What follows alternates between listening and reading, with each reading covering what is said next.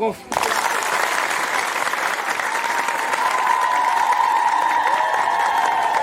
Hawa ni jamaa zetu, msiwaogope, ni watoto wenu, ni rafiki zenu. Sawa eh? Palma oye! Unaelewesha? Hawa ni watu ambaye wamekuja kutulinda sisi. Natoka jana wananiambia tumefurahi sana, walizani kwamba Palma haina watu. Walipoingia wao wamemkuta mama mmoja basi Kilimani huku, lakini alikuwa mgonjwa na hana chakula, wakaanza kumsaidia. Nasema kwamba sisi pia madafu tunakunywa maji na tunakula. Sawa eh? Kwa hivyo jamaa zangu, mkiwaona mkiwa na dafu msiogope, wapeni. Sawa eh? Kilawa oye!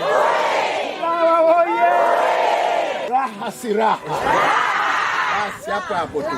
Kwa hivyo wameniambia hivi, kwetu akipokewa mgeni ananyenyekewa, yani apokewe kwa salama na arudi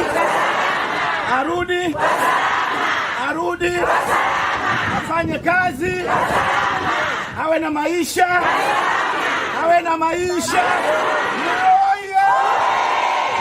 Au neno moja, kupeana salama. Sivyo hivyo? Kwa sababu maana yake ni hivyo, na unarudisha pia na kwako uwe salama. Ndi maana yake tu.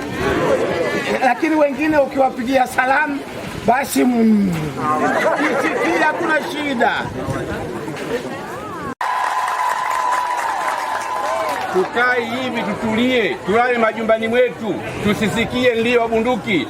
Wasake watu wasiojulikana, wakiwepo mjini, wakiwepo polini. Zikadhurujia.